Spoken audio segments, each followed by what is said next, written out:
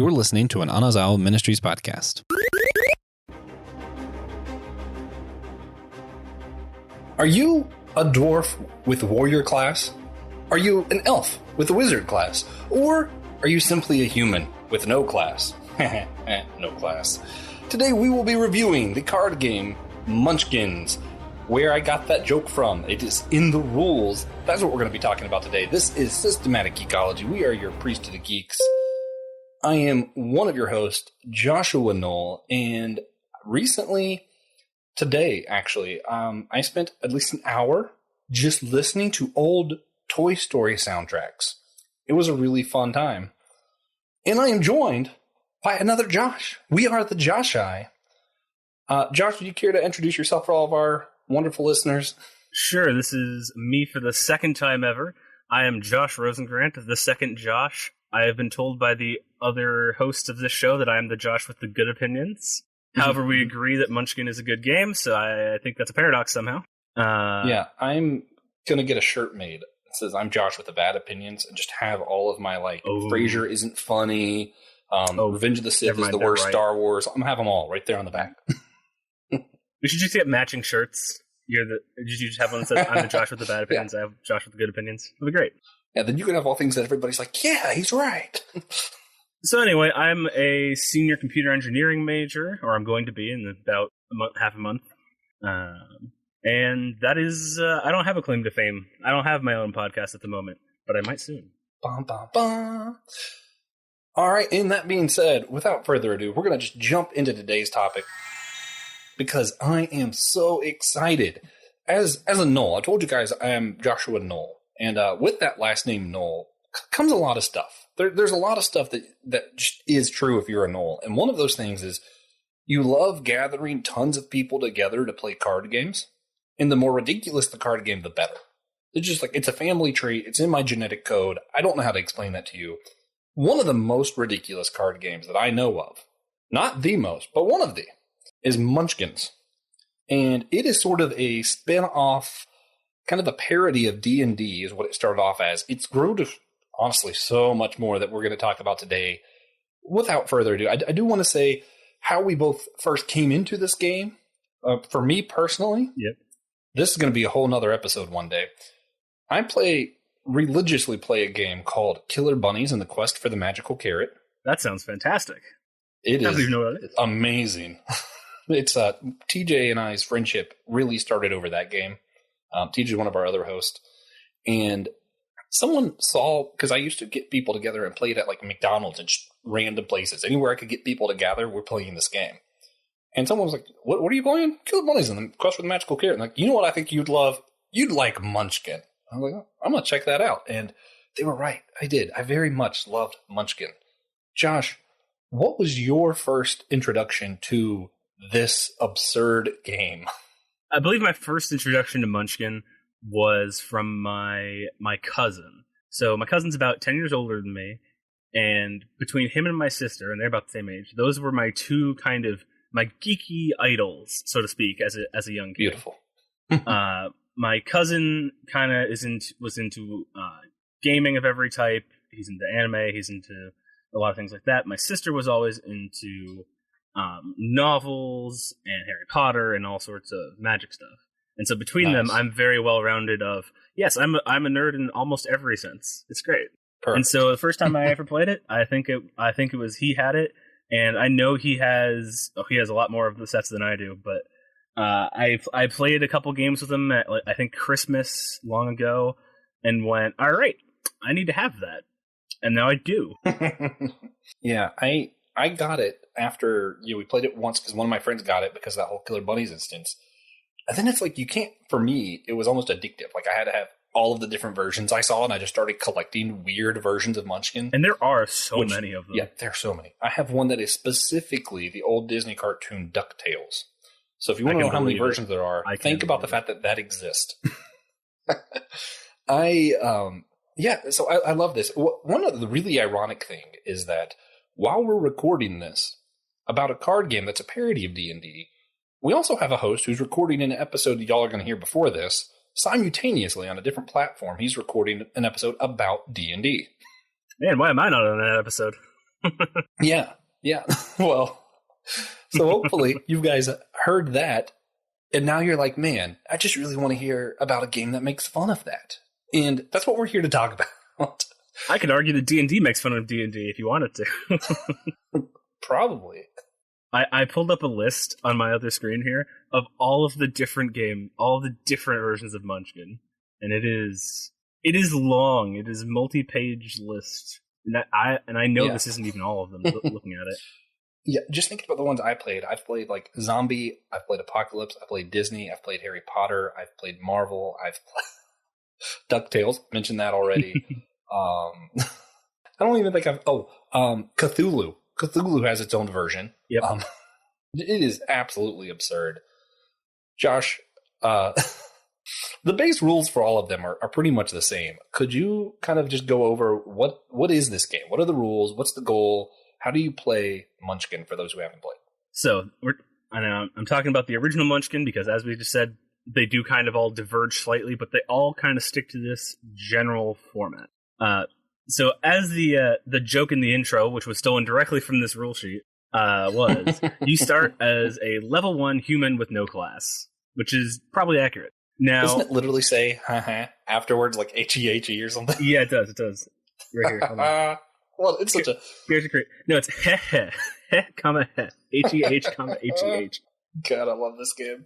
And that's another thing. The rules are generally just fun to read because they like to poke fun, not only at D&D, but they poke fun at card games and they poke fun at their own game, and it is very much. It's very self-aware.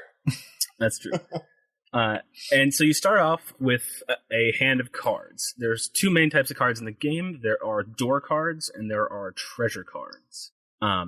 Very generally, door cards have about half monsters and traps and bad things, and about half things that you can play on other people to make them have a bad day. While treasures have a bunch of things that are good for you, that can help improve your character, both in your fighting ability and in your level. Because the goal of the game is to get to max level, which in the base is 10. However, there's a optional rule in the end of it that's like, or you could play till 20. And I think I've always chosen that because it's just so much better to play till 20. Because then you can use a d20 to count your level. Yeah. It's funny because in the rules they recommend, you need 10 tokens of something, so like coins or poker chips or marbles or frisbees. It doesn't really matter. And the game is played in a series of rounds. Everybody gets a turn, and on that turn, you start by kicking down the door, which is to say, drawing a door card. If it's a monster, you're instantly stuck fighting it. If it's a trap or curse, it's affecting you. If it's anything else, you get to keep it, but you have to show everyone. Mm-hmm. After that, and combat is its whole own thing, but after you resolve that, you can either, if you didn't fight anything, you get to either play a monster from your hand and fight it anyway, or just get another door card that nobody else gets to see. Yeah. Which could be a monster that you decide to play on someone else. It could be, if you got the Wandering Monster. Yeah. And then you end your turn with Charity, which is if you have more than 5 cards in your hand, you got to throw down that. You got to get down to that many by either playing them or handing them to whoever's lowest level. If you're lowest level, you just discard them. Yeah. And that is something that I think we always home ruled away when I played it. We just said, hand limits aren't fun. Let's not have that. And it changes the game. It changes how the game is played a fair bit. It changes balance. Yeah. And it's one of those, the rules are very loose about the rules. So you can pretty it's much really play true. on whatever. I've always actually stuck to the 10 levels and the card limit in your hand. But I'm boring, so that's a thing. But it was just sort of some of the dynamics end up being really interesting when you get into it, because there's the option where if you're attacked by a monster who's too strong for you to defeat, you can ask for help. Mm-hmm. And you're able to kind of bargain with this, where if the bottom of the march will tell you how many levels you get for beating it and how much treasure you get for beating it. So let's say I can go up a level and I get 3 treasures. I'm sitting here bargaining with the other players because I can't beat them, but man, that's a lot of treasure. I'll give you 1. And then if nobody takes, okay, I'll give you 2. And you keep bargaining. Maybe they help you, maybe they don't. And it's fine. I'll take 2, but only if I get to choose which 2. and you don't, and you just get stuck with the third one. And bargaining can go back and forth forever. Yeah, a large part of the game ends up being bargaining. And then there's those cards that let you help the monster and defeat it. Yep. So sometimes you'll get to where there's like 3, or if you're playing with a lot of people, you'll have some people who are really low leveled and some people who are really high leveled. Mm-hmm. And everyone's playing against the high level people, basically. It's very, very true. Especially once somebody hits 8 or 9. Like all the low levels are helping each other. And then anytime, that level 8 guy gets a monster, you're all like, okay, wandering monster, giving the monster a weapon, giving the monster a potion. I'm going to give the monster this. Because that's the best thing. That's one of the best things about the combat in the game. Is that you have a lot of cards from both treasures and door cards that you can play on either side. You can play to help somebody, or you can play to help the monster, and you can bargain with them for various things, even without joining them in the fight. Yeah, and one of the once someone gets to level 9 or level 8 or even level 7, you almost always make it where you have to see the treasure cards before you make that deal, because they might get a treasure card that's go up a level. You can't use go up a level to win. Correct. I mean, if they're at 8 and that puts them at 9, you messed up there, bud. That's very true. You should not have helped them. And so, like we were talking about the rules, so the rules are very loose, but they have their 4 ultra rules listed, which is just nothing can put you below level 1. You only go up a level if you kill a monster, so if you have anything in your hand that says the monster walks away or turns into a parrot or something, that doesn't give you a level. And that you only collect rewards after defeating a monster. You can't grab them in the middle of combat and use them against the monster. And the most important rule, you must kill a monster to reach the top level. With one exception. There's only one exception I've seen in print. There's probably some since you've played a lot more versions than me, you've probably seen another one. Yeah. There's a card called Divine Intervention, which says anyone who is currently a cleric goes up, this can be the final level. Yeah, and as you go to other things, there's certain things, because cleric is going to be your class, basically. And some of the other ones, like DuckTales has quite a few of those, where if you're Scrooge McDuck, you can sell enough items to make money to win, because you're Scrooge McDuck. Money is your thing. That's pretty good. Yeah. So there's a lot of stuff like that throughout all of the different games. It just kind of varies. But yeah, basically those are the rules. Two things that I think are really fun, though. Or just one thing I wanted to point out about the rules that I love. A lot of games it'll say, if you roll high, you go first. If you roll low, you go first. Killer Bunnies, I think it's roll high, except for if you get Killer Bunnies Remix, then it's whoever's birthday is closest to February 11th, because that's the 42nd day of the year. 42 is the answer to everything, so that makes sense. Of course. You come to Munchkin, and the rule is you all roll a die and then argue about what that means until you know who goes first. And most people just go ahead and ignore that, and they roll, and they say, high roll wins. Me and TJ, one of our other hosts, took that very seriously. Every single time we argue about what it means, without fail. Yeah, the rules verbatim say, decide who goes first by rolling the dice and arguing about the results and the meaning of the sentence and whether the fact that a word seems to be missing any effect. So, if you can interpret that correctly, then you understand Munchkin. Yeah. It has a lot of the same beats as Killer Bunnies, which I'm sorry I keep bringing that up. I love that Well, game. now you're making me want to play this. Well, one day when you visit North Carolina or South Carolina, me, you, and TJ are we're gonna play. I got another friend who lives there. I might be able to live there. Yeah, here we go. That'll be fun. But TJ and I, for whatever reason, and for me, I think it makes more sense because I'm aspiring to be a constitutional lawyer one day. Ooh, okay. Get really hooked up on it's almost the fun part sometimes is arguing the rules. No. That card says you must play it if blah. It doesn't say you can choose to play it. That kind of thing where you're really focusing on one word and just arguing it out until, and that's part of the fun. I think some people don't get the same kind of enjoyment out of that. Some people just get annoyed that you're arguing what a certain word means, and why can't we just play and have fun? That is the fun. That is fun. And that's how we can tell that you are what's called a rules lawyer. Not just a constitutional lawyer. You're a rules lawyer, which is another term of D&D. It's another one of those terms that D&D players have that can often be a derogatory way of describing a certain play style, but can be used more of you're very jokingly, which is also the origin of Munchkin. The name Munchkin, as we had mentioned, is a D&D term originally, or rather a D&D community term. Where does that come from? So it came from the olden days of Dungeons and Dragons, when the first generation had come and gone, and they were mostly retired, and there was new people coming into D&D. And they decided that they would want to win D&D, which is, if you understand what D&D means, is kind of a contradiction of terms.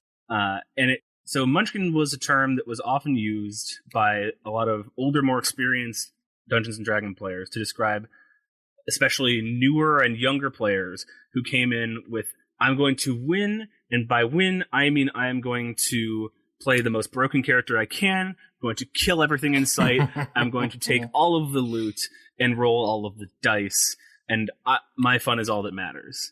That is kind of the epitome of awful Munchkinhood. Ironically, that reminds me of Pierce from Community. Have you ever watched Community? Yes, I have. Yeah, so there's this episode. Pierce is the oldest one of the group, but there's this episode where they basically try to leave him out of playing Dungeons and Dragons with a geek. And he gets really mad, so he gets involved and gets that kind of broken character, reads enough of the rules to just trying to destroy everybody. And I'm like, yeah, that's awful. That's not what this kind of game is about. It is what Munchkin's about sometimes, though. Sometimes it is just about winning. Like, I'm going to just wreck everybody. Oh, yeah. I think Munchkin is good. I think there's a tagline for Munchkin that's something along the lines of, kill the monster, steal the loot, stab your buddies in the back. And that is very much on brand with the original meaning of a Munchkin. Killer Bunnies has something in the rule that says, like, kill, steal, cheat, and something else. And it's really funny because we have pastors from our church who play it at our camp. And they're like, it says to cheat and lie. I'm playing by the rules. I'm doing the right thing. It's just so funny. It is so funny, man. Pretty good. Oh, yeah. So, since you know a little bit more about D&D, what do you think this game gets right about D&D? And what does it get wrong about it? So, it gets right that it is very much a satire of D&D. So, it pokes fun at a lot of the kind of more strange elements or things that people can end up making people not have fun of D&D. So, like with Munchkins, people can get very upset when there's one player who's hogging the spotlight or is ignoring the story entirely. That can ruin a lot of fun because D&D is actually a storytelling game that also just happens to be a war game in the background. But that's a discussion for another time. So it does get a lot of fun out of that, where it's just like it dials that up to 11. It's like, okay, what if everybody was awful, everybody was full power trip, kill all the monsters, I utterly selfish, not working with your party members, and it's a competition between everyone. That is, they get right that that's not how D&D is supposed to be, and so that's why they make it what Munchkin is. Nice. Of course, they also include lots of the different classes and races that you'll be familiar with in D&D. Are gnomes in D&D? Yes. Yeah, okay, gnomes so are... weird that it was in this. Yeah. Like, why gnomes? Gnomes are a player's handbook race. They are one of the first, at least regarding 5th edition, because that's my majority of my experience is 5th edition, they are a standard race. Okay. They are the shortest race in PHP, and they're interesting. And they're great because you can have a gnome barbarian with a battle axe. God, that's great. And I've played with somebody who did that, and it was one of the best characters I've ever seen. That's part of what's fun about Munchkin is that it has rules where you can combine some of those weird versions we were talking about. Mm-hmm. So you can end up with like a Disney/Cthulhu game. And what's fun is it's like, I am a princess class who is also a servant of Cthulhu. Yeah. Just crazy stuff. And then I even have an expansion for Munchkin, just for the original Munchkin. It's one of the expansions. And it is just the Hipsters expansion. And it's not a class, it's not a race, it's a separate thing that you just can be. And if you are, there's certain monsters that like you and certain monsters that don't, and whatever. Like that's a very normal thing with Munchkin. But it also means that you can use any item because you used it before it was cool. So you ignore class and race restrictions, and it's that's very much Munchkin kind of humor there. Yes. I think my favorite ever is we combined zombies and pirates, and I was a captain zombie. I forget what kind of zombie it was, but I was like a zombie berserker, basically. I think I've seen that Pirates of the Caribbean movie. Yeah. But it was so much fun that every time I got to 10, I tried to convince everybody else that they could catch up. If we went to 15, I'm sure somebody else would win. And then I get to 15, I was like, I bet if we got to 20. And I think I kept it going until we got to like 30. And then before everybody was like, Josh, stop. This is so much fun. I'm a zombie pirate. Yeah, I think that's another thing we would often do is we would when somebody finally won, someone got to 10 or 20 or whatever we were playing to, it's like, all right, let's play till second place because I want to prove that I'm still going to beat the rest of you. And then the game would go on until everyone had won but one person. And then that one's just sad. Oh, yeah. We would do that a lot. So whether someone's played D&D or not, why do you think, if they're listening to this, why should they play Munchkin? Why do you think they would enjoy it? Well, for one thing, if you like arguing good-naturedly with your friends about rules and interactions, it is a great time. But it's also just it's a very good card game. It's well designed overall. They know what they're doing, especially the more modern ones.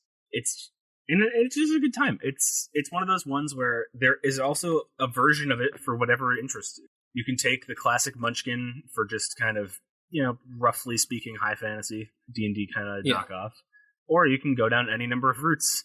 You can, as you said, you can even go with DuckTales if that's what you want. I see we've got I know there's Marvel. I have that. There's X-Men, Rick and Morty, Conan, Nightmare Before Christmas. Oh, I should buy my sister that. I want Nightmare Before Christmas. Munchkin Impossible. Oh, I've seen those. There's just so many. We could do an entire podcast that was just me reading the list of Munchkin entries. Yeah, I think another thing, if I had to say why people would enjoy it, also not just if you're competitive, this is a very competitive game. It's a very high paced game. It certainly can, but also if you want it to be. If you love dad jokes, this game is just littered with dad jokes. Like it does not stop. Yep. Yeah. One of the best is one you'll appreciate, especially. It's the grassy knoll, but I don't. Maybe that joke doesn't translate as well. There are creatures in D&D called gnolls. That I think it's NOLLS, and they're a demonic hyena people race. They're bad guys. Nice. But the art for grassy knoll isn't like a grassy knoll like a hill or a knoll the creature. It's both. It's a grassy covered knoll, and I think it's the best pun in there personally. But there's lots of great stuff. Man. Yeah, there's in the Disney one. There's a lot of stuff with. I'm a big Disney nerd that just cracks me up. That are just like references if you know the movies that you're like, did they really do that? Like, I think Jafar, you get extra points against Jafar if he's fighting you. If like he's the monster you flip over.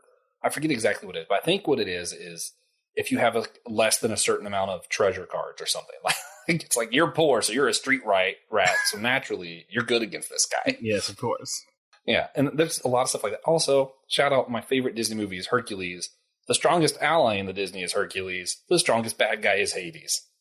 Brilliantly done. Yeah, so 0 out of 10. How are you going to rate this game? If you had to compare it to other card games, where would you put this? Compared to other card games. Killer Bunnies doesn't count. It's exempt. Okay. So you don't have to worry about that one. That's good, since I don't even know about it.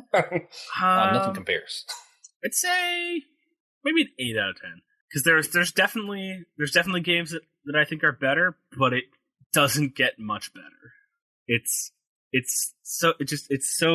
There's so much that can happen. There's so many different interactions. There's variants.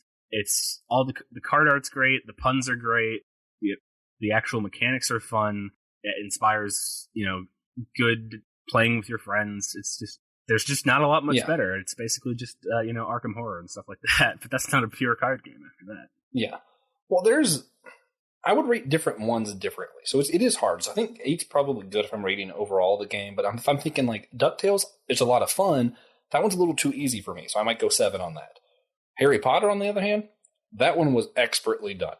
I'd probably give that one a 9. If you're talking specifically combining pirates and zombies, we're talking like a 10. That was high level, great card play right there.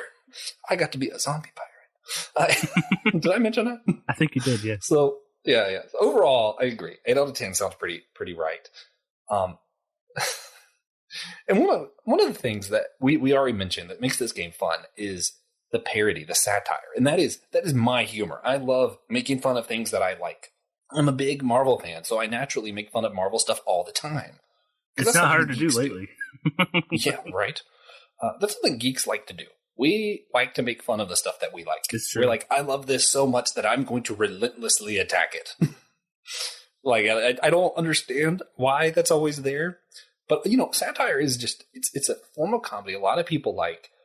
That this is what I wanted to bring up. I feel like Christian media is bad at it. Like, I think that's one thing, if you're talking about specifically, like, church culture, not talking about the church, not talking about Christianity itself, but, like, church culture, it's like, we love when, like, what's his name? I'm trying to think of the guy who does the Chick-fil-A song, Tim Hawkins. When he comes out and he makes fun of, like, different programs and other, like, secular stuff, we're like, that's hilarious. He made fun of some stuff and it was a good parody. Yeah. But if someone were to come out and make like a parody of, I don't know, what's the hot worship song these days? Okay. Reckless Love. Someone comes out with a parody of Reckless Love. Half of us might be happy because we think it's bad theology, but like overall, Christians don't like things that make fun of Christians. It's something church culture is not great at. I have the perfect example of this. Yes. The perfect just light poking fun at Christian culture. Just if you have Spotify, it's on there. It's probably on YouTube. The worship song. My friend's the one who does that. Is it? Yeah, Shalman Rama. Yeah. That's so good. He's one of my good friends. Yeah. A lot of church people just don't like that at all. Especially not to age type anyone, but a lot of your older Christians especially are just not comfortable with that. But that is hilarious. That, yeah, it is. I'm trying to think. There's some of the other ones he does. He does the homeschooled one. That one's pretty funny too. Yeah, his stuff's great. The homeschool anthem. I just have his Spotify pulled up. My favorite is his VeggieTale remix. Yep, Phil Vischer liked so much top. that he shipped him all of the DVDs of VeggieTales to his house. That's fantastic. Yeah, that's just great. There's one called Televangelist on here. That one's funny. Apparently, that one wasn't as much of a hit for some reason. So why do you think, with Shama being the exception, that a lot of Christians, a lot of church culture is uncomfortable with satire like that? I think it's there's some of it that's just like they don't want. There's a lot of people don't like themselves being made fun of. Which okay, sure, you got to learn to live with it. But people are at different spaces regarding that. Yeah. Other than that, it's like people think that by making fun of how Christians act, you're making fun of Christianity itself. You're making fun of the actual of what they believe in and not what they're doing. Which I think is a separation that they. I like to drop bombs on here, so that's one of the things that I do. I think a lot of it honestly comes down to a misunderstanding of biblical literalism. Originally, when John Calvin and them were talking about biblical literalism, what they just meant was the most simple reading of the Bible is going to be your answer, not literally what it says. Occam's razor. But over time, people thought that it meant literally what it says. And I think it comes up with this problem because we're understanding all sacred things are face value. That's what we think is true now. So we get to satire and they're making fun of sacred things and we're thinking face value. Oh, that means they don't like this sacred thing. They don't understand. I feel like it's harder to understand the nuance because we've been trained to not think that way about this type of thing. We're not trained to think of Bible as literature, as Job as satire. We're not trained to think of Psalms as, an art that not everything in there is biblical and good. When the psalmist sings, let's take babies and throw them against the rocks, we're not supposed to do that. Yeah. I mean, just earlier, just this Sunday, I came in and my father was watching, a sermon that someone was giving, and they were talking about how the book of Jonah is very likely a satire based on when it was on the context it was written in. And I'm like, that given that I know who it was that was giving the talk, and I'm surprised he had the guts to get up and say that. Like, it's the amount of people he might just tick off because they can't handle that. It may be real. If God wants to, he can put a dude in the fish. Doesn't mean he did. Yeah. Yeah. We have me and TJ do another podcast, the Whole Church podcast. Mm-hmm. And recently we had Dr. Trimper Longman on to talk about a book he did about the book of Revelation. And when you understand that literature part of how it is 7 letters and it's an apocalypse literature, which is different than history and it's different from prophetic literature, all of a sudden all these different things are opening up and the book makes so much more sense. And it's honestly almost simple. And what we talked about there is like, I think sometimes we don't want these big things to be simple. We want it to be complicated. We want it to be nuanced. We want it to be sacred, because if it's as simple as God loves me, if it's as simple as God's going to win in the end, then we feel like, why is life this hard? And that's a hard thing, I think, for people to struggle with. Yeah. Another thing, we're going to just go through all the mud when we're in this Munchkin episode. You know, the most serious episode has to be the Munchkin one, clearly. Obviously, we have to go the deepest. I talked earlier at the beginning of the episode that it's one of the Knoll things, one of my family things, is we love playing card games. And what that reminds me of is probably my biggest pet peeve of the church. I hate the word fellowship. I hate that word so much. And why is it that it bugs you? All people mean is hanging out. I'm like, why do you need this fancy word to say, let's hang out? Why do you need this fancy word to be like, hey, let's talk to one another? I do understand that sometimes we mean something a little bit deeper. There's some spiritual connection there too. But that's just such a weird, I don't like the word. I also don't like how it's been used so much in preaching to mean coming to church on Sunday. Yes, it's overused and oversimplified. Yeah, it's like somehow both too much is attached to it, and also the wrong stuff is attached to it. So I'm like, let's ditch this one. This is bad. Let's say hang out, because then we understand hanging out doesn't just happen at church. And yes, I understand there is a deeper level, and maybe we need a different word, but I think we kind of ruined fellowship at this point. That's a bad word. I wonder if can playing a card game fulfill our duty to what's the scripture say of do not forsake fellowship with one another or care with one another. Do not forsake hanging out with one another. That's what the Bible says specifically. Original Hebrew says hang out. Does this fulfill that? I mean, is there a level where playing card game does bring us closer together, that this is maybe even something Christians should be doing together? Please tell our listeners that the Bible says they must play Munchkin. I mean, I definitely think that card games can really bring people together. And and it's not just true of card games, but it's true of games in particular. That is only one of the reasons that for both my high school and college careers, I have been in charge of gaming club, because I do think they have tangible value, not only in their enjoyment, but also they help bring you together. They can help de-stress as regards college. Is a very handy thing. Mm-hmm. Helping you de-stress from all of your classes and assignments. But I think it also can, when you're playing specifically with a group of your friends or people who you're getting to know, it's very, very handy. And why do you think that people have icebreaker games that they do all the time? Like, mm-hmm. This is a group of people. We need to get them more comfortable around each other so that they can then talk about these other things which are more important. So we have them play a game. So I think it's very obvious, therefore, that playing games can help people grow closer together and more comfortable together, so that then they will feel better about talking about serious things. Yeah, while you were talking, I think I found a better way to articulate what I want to say here. There's a difference of sitting next to one another and being around each other and being in community.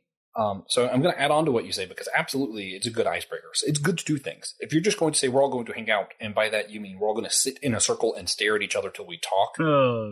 I don't care what it is. That is going to be awkward.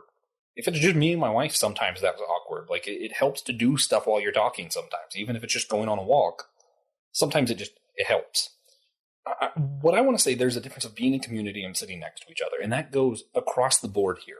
If you're in church and you sit next to each other and you immediately leave, you didn't have fellowship, you weren't in community, you didn't do any of your Christian duties there, you sat next to some people. If you're playing Munchkin and you sat next to each other and you played the game and you didn't talk about anything other than the game, you weren't in community. I mean, maybe you could be later, maybe it'll open the door, but I think you just kind of played a game. You're also playing it wrong, but that's a feature of Munchkin. Yeah, if you're not also insulting someone's mother while you're playing, I don't think you... No, but if you're going to church wrong, if that's the case too, I think when you're at church, there's a level of being in community where you should actually talk to one another and get to know one another. And really be part of each other's lives in the building and outside of the building.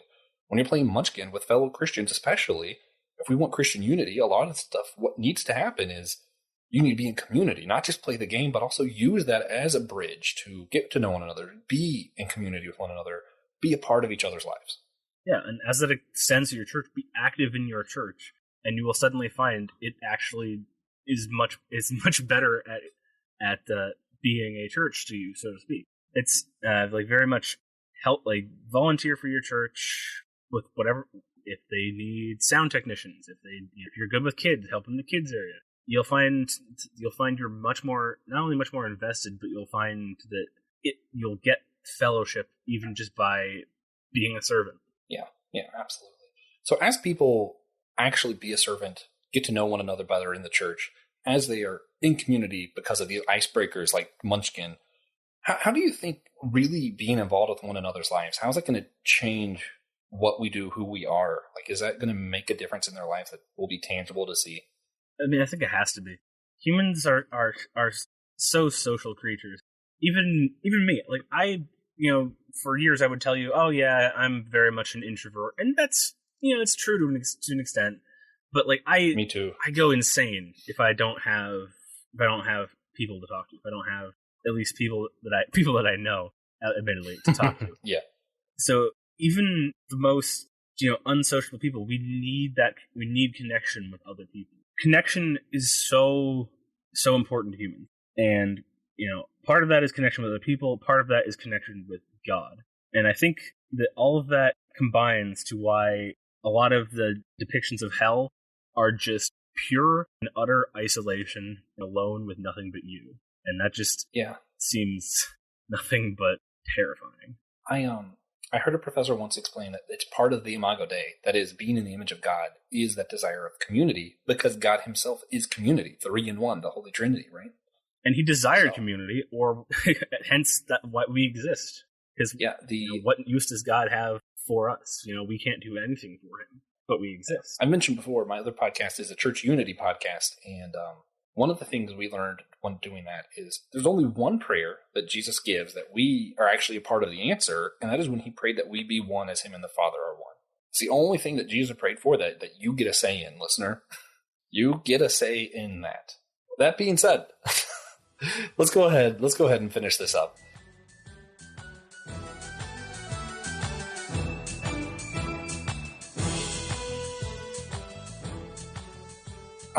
When we finish up, we love to give people recommendations. And my recommendation should be incredibly obvious to everyone. I want you all to play Killer Bunnies and the Quest for the Magical Carrot. Please, dear God, pick this game up, make it popular. I want infinite expansions. I love this game so much, and I need you all to be involved in the Killer Bunnies community. Thank you. I have a card and board game club that has funding, so I probably will be playing that next semester. You will not regret it.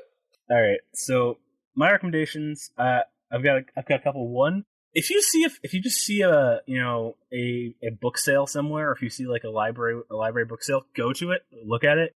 I was in a restaurant today, and there was a table that was just said books, hardcover, softcover, doesn't matter, $1 each, and that money was going to charity. I'm like, cool. What do you have? And I found 20 books that I wanted, which was, I think it was 2/3 of the table, actually. I hauled it into a bag and put $20 in the tin. But I got a bunch of the old Eberron and Forgotten Realms novels, which are D&D setting novels. Oh, that's pretty cool. As well as a couple other things. And I was very excited about that. And then my second recommendation is, and this goes on a little bit of what I was talking about in the anime episode as well, is read webtoons. They're cool. Some of them, anyway. I could do a whole info dump on them, but one of them, which was what was making me think about hell, is one called I Am the Grim Reaper. It's very dark, and it's exceedingly dark. So if that's gonna bother you, don't read it. If it isn't gonna bother you, it's fun. It's also it does delve into theological questions, and to do that, it has to deconstruct. So it's not actually it's nowhere near biblically accurate, but you do go through and you see heaven and you see hell, and Satan's one of the main characters. And yes, he's very evil and conniving. Nice. Shocker. Fascinating. I might have to check that out too. Guys, if you want to hear more from me, you can go to systematicgeekology.org. On the drop-down menu that says host, you'll see all of our names of all the hosts. You can click on one, see everything else that I do. Hopefully, you'll be seeing more of Josh on this show coming up. Hope so. Josh, is there anywhere else they can find you, or is this it right now? This is it right now, as far as anything really published goes, yeah. And if you guys also, if you want to let us know what you've been geeking out on, give us some recommendations. We'd love to check it out. Same website. There's a section over there for that. And one thing that's important to me is that you guys, I need you guys to try really hard on this. Please remember this. Remember, we're all a chosen people, a geekdom of priests.